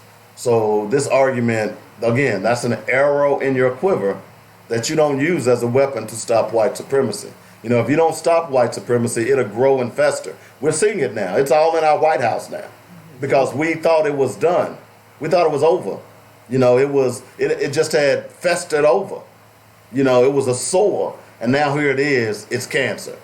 And now we're running to try to stop it. And we could have done that by simply voting and making people accountable. This is, you know, we were talking before the show about how people are going after Biden for his support and his leadership on the crime bill of 1994. Now, if I couldn't vote for Hillary Clinton because of that, I sure as but at that time Hillary Clinton wasn't even in Congress.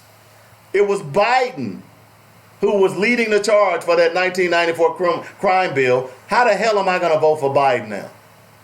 Think about that. Biden is responsible for many of your children being in jail. In fact, him and Bill Clinton led the charge. Now, here's the other thing about that. In fact, when your children were getting cracked up, when they were selling crack, when they were getting what do they call it, sprung on all of these illegal drugs that have been pushed into our black neighborhoods by the CIA, not a conspiracy theory, that's a fact. Look up Gary Webb, San Jose Mercury News, okay? Biden was leading the charge to lock your little black asses up. Hello? So why y'all voting for Biden? Because he was Obama's vice president? Well, let me ask you a question. I'm going to make you mad. What did Obama do for black folks? You're going too far, Dave. You're going too far. I'm just being weird with you. What did Obama, can you name me one piece of legislation that Obama passed specifically for black folks? None. Zero. Nada. Now look at Trump. Trump is serving his constituency. Black folks voted for President Obama 98% of the time. Unprecedented. He didn't pass one piece of legislation for black folks. But look at Trump. He putting these Christian right judges in, abortion, immigration, the wall. All of this stuff is for his constituency. NAFTA. The Iran nuclear deal. I mean, we could go on and on and on. I want to know what Obama did. Because we need to stop this mess of voting people just for symbology. The same thing was said for Beto O'Rourke and Kamala Harris. And exactly. Beto voted down against, initiatives that would have benefited black lives, that was supported by Black Lives Matter that they pushed that was going to protect them from police brutality, I believe, and then Kamala Harris, pushing people in prison for the incarceration epidemic of the 90s. So somebody said, Joe Biden and Kamala Harris would make a great ticket. Yeah, if you want Republicans. Yeah, you want Republicans in Democratic clothing because that's all they are. Okay. Yeah, look, I'm not for Bernie Sanders either. How can you be for Bernie Sanders? And see, I like Bernie until he started talking trash about the reparations. You cannot be president of America if you're not talking reparations. I'm not saying, oh, we want reparations. I want to see facts. The only person that I'm gonna be honest that I trust right now is Elizabeth Warren. She's the only one I trust. I don't like her either, but she's got spunk. When white men don't like her, that's a good indication that you need to vote for her. That's why they don't like Ocasio-Cortez. Yeah, I'm waiting for her to run. Man, I am too. I'm in love with her. Man, I like a tough woman. Ooh, man, of Latin descent too. I love them kind of women. Get them, girl. Get them, Ace. RLC. Get them. Boy, did y'all see what she told? She told up that drug dealer the other day. Notice I said drug dealer. Which one? In a conference that they had. Man, and she told him up. Man, she asked him why was the AIDS vaccine in America $2,000? Oh, yeah, and it was only $8 in another country. Australia. Yeah. Australia. Man, she told him up. But yeah, I mean, those are the type of people that we need. Or the terrorism one that she did. Yeah. So, where she was trying to determine, the other one where she was trying to determine who was, why do they quickly determine that if it's a person of color, it's a terrorist act, but white people, they never determine that, you know. So, but see, again, those are the types of politicians we ought to have. Yeah. We don't have decent politicians anymore. They have sold their souls. Latoya said she liked Barney until the reparations debate. I agree. Me too. Bernie, not Barney. 2016. Look, I supported him. I wanted him to run, but now that I know about reparations and how he feels about that, you can kiss my grits, baby. Yeah, I went door to door for him in 2016 trying to get people to vote. Yeah, you can forget about it now. Look, that dog ain't gonna hunt here. We want reparations. We don't want to talk about it. We don't want to study. I need my damn check. And I want to get it before I die. I'm already 58. So I want to get it. Hey, what's messed up is he benefits from reparations. Ex- He's Jewish. Look at there. How you going to give Boy, reparations Cliff, every to now and then you'll throw a little nugget out there and it just be shining. Woo, doggy. Boy, you learning. Yes. Yeah, how you going to have reparations and tell someone else you can't have them? Yeah, ain't that something? Kind of like a slave master, ain't it? Yeah, more white privilege. Yeah, more white privilege. White Jewish privilage. You hear, boy? Yeah. Can't say anything about Jewish people. I just did. They're hypocrites Hey, too. come for you. Oh, good. Then we can talk about why you bombing children and women in hospitals and schools. And journalists. And keeping black folks out the city. Or why are you taking pot shots at Palestinian refugees while you sitting on a hill with a sniper? And keeping the black folks out. Oh yeah, and don't get me started on you dogging out the real Jews, the Falashas, the Ethiopian Jews. Yeah. They are the real Jews. See, you done got me started. Y'all didn't know that? Y'all go look up Falasha. Falasha. Go look it up. Don't get mad at me. You heard me talk about, Abu Bakari, right? So what do they call Jewish supremacy? If it's Jewish people? White Jewish supremacy. White Jewish supremacy? Yeah, because they're from the Caucasus Mountains, which is in Europe. I read somewhere that the word Caucasian is actually a term of white supremacy for white people. I've read that too, Cliff. Yeah. Crazy So stuff. it's amazing when you learn when you read. The only time I refer to white people as Caucasians is when I catch them stealing my store and I call the police. I kind of feel like Django in that moment. Django! Come get this Caucasian. So your white superior brothers over here stealing. So, but I'm just saying, it's just when you look at what's going on around this country, you better pay attention. But the vote is one of the things that we can use. The other thing that I talk about a lot is economics. Economics. And we could shut them down today if we simply told our children not to play basketball or football. Don't come to tech. Don't go to HU. Think about that. What if we told our kids not to play basketball and football? Remember what happened in Missouri? Y'all remember that? So that's another weapon. By the way, did y'all know Philander used to have a football team? Did you know that? I didn't even know they didn't have one. Yeah, Philander Smith College at one point had a football team, and I think they had a couple of guys drafted to the NFL back in the day. What? Yeah. Yeah, y'all need to stop going to Texas, start going to Philander. So think about that. What would happen if black kids didn't play football on Friday and Saturday? You know, I don't get respect in Tech anyways. You see what I'm saying? So I'm just simply saying that we can use the vote and we can use our dollars. Now, there's another way you can use your dollars. Stop spending your money at white businesses or Asian businesses or Latino businesses. They say the black community is broke. If the black community is so broke, why is it that Asians and Latinos and Arabs always locate their businesses in our communities? It's kind of like a desert. If I'm going to start a business and they say, hey, don't put your business out in the desert. There's nobody out there. I don't know if you've ever driven west, but once you get on the other side of Texas, you'll start running into signs that says, last chance beer. You know, last gas for 130 miles. I'm serious. Last water. I'm serious. You'll really start running into this. So the question is, why would I locate, and by the way, when you drive through that area, there ain't no businesses out there. So why would I locate my businesses in a desert when nobody comes through? According to how they call the black community. They say the black community is an economic desert. There's no money to be made in the black community.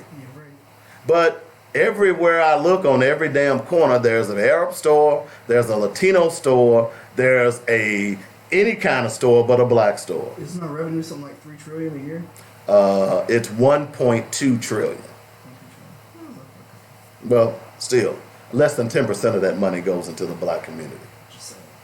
You see what I'm saying? So we are an economic, and I had this conversation yesterday, Cliff.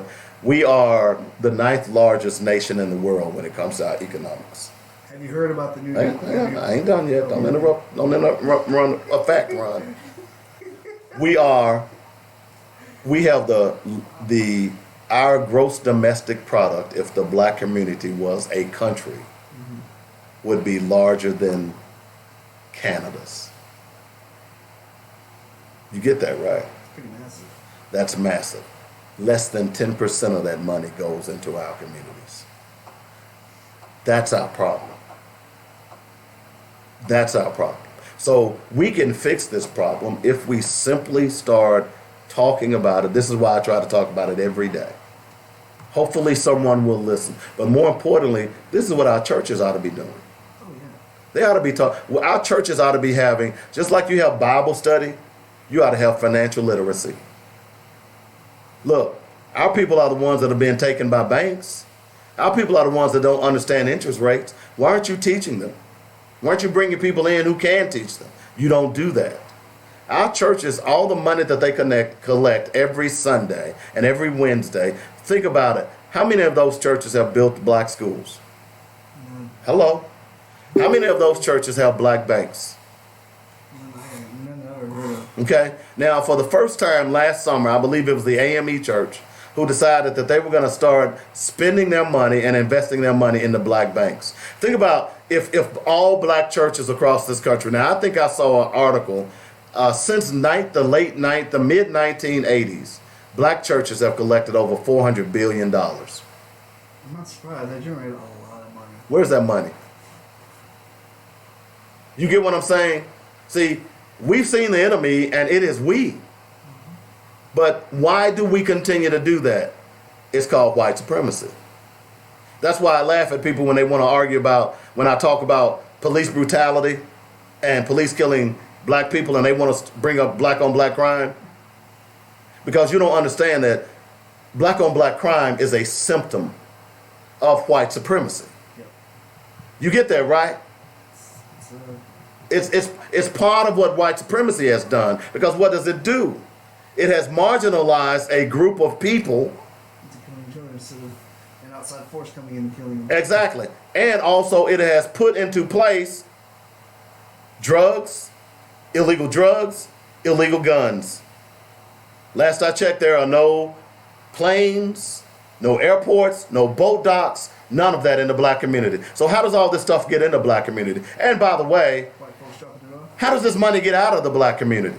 Who launders this money? This money has to go through banks. Black people don't own banks.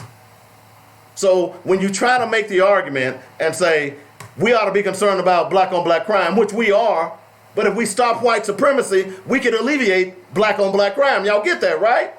And one white crime. Exactly. Because what will happen is we'll begin to spend money because guess what? Why do most people kill? Because they're trying to survive. If we have stores in our communities, if we have factories in our community that are ran by black people, we have mentors and we have jobs. So instead of little Johnny going and jumping in a gang, little Johnny will say, hey, I want to go work with Mr. Coleman. He's running a barbecue place. I want to learn how to be a business owner. That's how we do this. Jobs, food, hope. Exactly. Place to live. Exactly. But what they've sold in our communities is there's no hope. There are no jobs. So anytime you need something, you have to go outside of your own community. The black community in America is the only one like that. Yeah, we give all of our culture away for free. Exactly. I mean, you go to any other state, you can always say, well, where's the Hispanic place? Like even in Little Rock, when I moved away, Southwest Little Rock was predominantly white. My brother had just bought a house out there. The white flight had just began. I come back 35 years later, Southwest Little Rock is referred to as Little Mexico. Now, what's my point here? Where's Little Africa in Little Rock? Y'all been here longer than them. Look, if you go to any enclave, if you go to any city in this country, there are enclaves that are referred to as Little Mexico, Little China, Chinatown, wherever that enclave is, where that culture is there. Okay? Even the signage is in their culture. Where's that in the black community? That's the problem. That's what white supremacy has done to black people. White supremacy has decided that, hey, in order for you to be somebody, you have to assimilate. And assimilation has done nothing but destroy us. And we wonder, and during that assimilation, they didn't tell you that, hey, yeah, we want you to assimilate, but we still gonna treat you like a slave. Oh, yeah. And that's what they're doing. And we're like, yeah, beat me some more, massa. Oh, you missed a spot, massa. They're not beating you physically, they're beating you economically. They're beating you with this criminal justice system. Psychologically. Because it's fascinating, a guy who can be sentenced to rape for never raping a girl for 12 years. And the guy we just talked about gets a couple of months. The guy who got 12 years is a black man. You see, we have to understand this. We have to start talking about this. We have to start educating our people. Everybody needs to be talking and saying, hey, this is how we fix the problem. And here's the other thing. When you go to a church, if they're not contributing to the black community, then you don't need to be at that church. Sorry. No, I'm not sorry. I've had enough of that foolishness. Stop being passive. Exactly. That's the biggest killer. Stop. Well, here's the other thing. Forgiving racists for being racist. Exactly. You see, you racist to me, look, you can't say, well, if I offended someone, I'm sorry. No, bro. No, bro. I don't care if you already offended me, you're a racist. So there's nothing you can say or do to change that. But we in the black community, oh, he apologized. Oh, he went into Mother Manual and killed 9 people, but he apologized. So look, even before Dylan Roof had been arrested, you had black people in that church already apologized, forgiving him. What kind of craziness is that? I'll tell you what, I'm going to come in your house, I'm going to kill your wife. It's funny, I was watching The Punisher this morning, so I'm a little sorry. I'm a little radical today. I watched The Punisher this morning before I came to the station. His wife and his kid got killed. Okay? The Punisher wasn't hearing it. I'm going to punish you. You get that, right? The point is this, is that we have to meet force with an equal force. And we're not doing that. We're allowing people to run over us. It's mental slavery. And it's mental slavery. It's called menticide, the total destruction of the minds of a race of people. Dr. Francis Cress Wilson, 1974, the ISIS paper. Yes. I'm a bad boy. If I can destroy your mind, again, you ask the question. We've talked about Africa, and the reason I talked about some of Africa is because I wanted people to see today how widespread white supremacy is. It has affected this entire world, okay? And until we understand that process, then we will never fix what's going on in our minds. We'll still think the white man's ice is colder. We'll still think the white man's women are prettier, which I'm sorry, ain't nothing but like a chocolate sister. Sorry. Ain't nothing like that melanin. I mean, they run the gamut from light skin to sun-kissed to black as the night. But man, aren't they beautiful. Yeah, my wife's pretty too. Yeah, she runs the gamut. See how he covered that? That's right. She said, "Oh, he better say something." What's up with that? Yeah. But yeah, not to take away from that, but yeah. Yeah. See, you always got to throw something in that clip. But anyway, I'm just saying we got a lot of work to do in this country for our people. And until we decide that we're gonna do this work, it's hard, man. Well, it's like my mentor used to say. He used to say, the body goes wherever the mind goes wherever the mind goes, the body follows. The Pointer Sister said, "Free your mind and your ass will follow." Yeah. Yeah. Same concept. Yeah, that was actually a song, by the way. Yeah. Oh, you trying to call me old? No, I'm just saying you're a little more seasoned. Well, you're a silver tongued devil, aren't you? You're a little more knowledgeable than I am. Smarter than I. But yeah, man, it's we've got a lot of work to do, and that's part of the reason that we talk about these things on the show. And I know it ticks a lot of people off, but I want to tick you off. Not because I'm doing it on purpose. I want to tick you off because it's time for us to start thinking. We are the smartest people that whomever you think created us, whether it was God, Buddha, Allah, or some unknown being, we are the smartest people that have ever been created. Think about what we did. And the strongest. And the strongest. I talk about that all the time. Is that you look at what we did in history. Right now, even today, with modern technology, people can't figure out how we built the pyramids. Even today. Okay? Even today, people don't understand that Imhotep wasn't some evil mummy in a Disney movie, but he was the father of medicine. Even today, they can't figure that out. And you talk about the strongest, Cliff, I said this the other day, is that the fact that we're sitting here, the fact that I'm sitting here, that means that my lineage was one of the strongest lineages that came out of Africa. Y'all understand that, right? Because all the others died. I'm here. As Morpheus would say, we are still here. I love that speech. That's one of the great speeches in the movie. I am Iron Man. See, that kind of ticked me off because they never knew who Iron Man was. Iron Man never revealed his secret. That irritated me. But don't get me on Marvel. I could talk Marvel all day.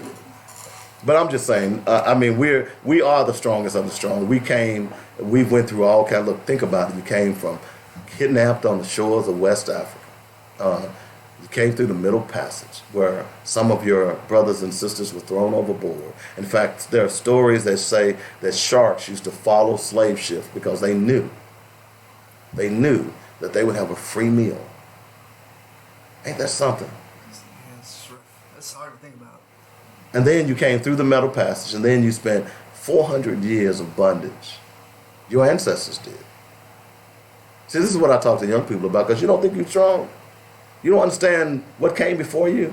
400 years of bondage, rape, murder, pillage. And look at you today. Oh, I forgot about emancipation and black codes and Jim Crow and the terrorist organization called the KKK and the police organization called the Patty Rollers, who are now police, who are still doing the same thing that the Patty Rollers were doing back in the 1700s and 1800s when they were hunting slaves. You came through all of that. I sit here today, you all sit here today because you all's heritage, your lineage was the strongest of the strong. I'm not going to forsake mine. Y'all can forsake y'all's. But for the rest of my life, I'm going to fight for that lineage. And I'll fight for anyone else who's going to join me. But I'll be damned if I go down like a simp, the way some of these people are. Just throwing your hands up and saying, oh, I don't vote because it's rigged. Mm-hmm. Or they going to do what they want to do. No, that's giving up. I'm not a quitter. That's just propaganda that makes people, that's just put out there for people to give up. Exactly. And it's not going to happen to me. 855-525-5683 is the number. Well, I just gave you the number. LaTanya, I see you. Thanks for joining the show. I hope you all enjoyed the show. Appreciate everybody joining me. No ifs, ands, or buts about it. And thanks for Cliff and this lovely lady coming in and sitting in with me today. Did you get everything you got? Yeah? Oh, well, fantastic. And when you're taking me to lunch? I like, I'm just going to tell you, I'm an expensive lunch date. So, take me somewhere nice. Oh, or sushi. I'll settle for sushi. Okay, I'll just let you know that.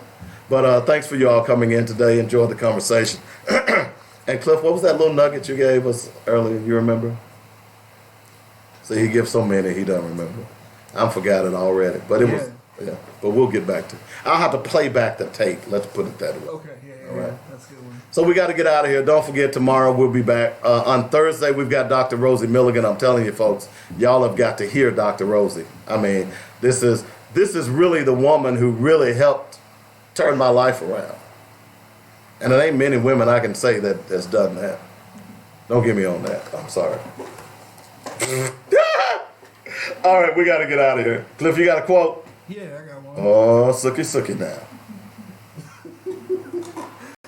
There are many white people who mean right and in their heart want to do right. If 10,006 were coming down that aisle now and I had a door that I could shut, and in that 10,000, 1,000 mean right, 1,000 rattlesnakes didn't want to bite me. I knew they were good. Now, that was a quote from, let me guess, Ali. Muhammad Ali. Exactly. I remember that quote. As a matter of fact, I've got a quote from Muhammad Ali, too. It's, great minds think alike. Let me get, here it is. Okay. Muhammad Ali once said, I ain't draft dodging. I ain't burning no flag. I ain't running to Canada. I'm staying right here. You want to send me to jail? Fine, you can go right ahead. I've been in jail for 400 years.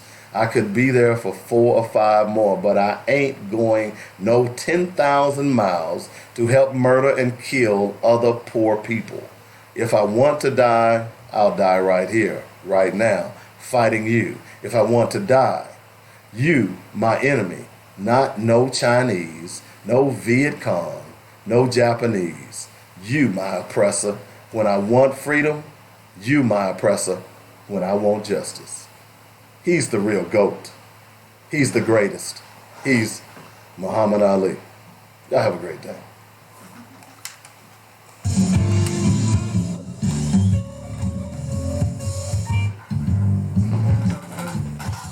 You've been listening to Black Focus, where we discuss our issues with our solutions and our voices. Join us every week. All right, folks. Thanks for joining. On Joint Radio. Good show, Cliff. And did you get a chance to look at the Kickstarter and the GoFundMe last night? I got home late and ended up trying to watch the game and went to bed. Golden State won. No surprise. No surprise. All right, good meeting you. See y'all later.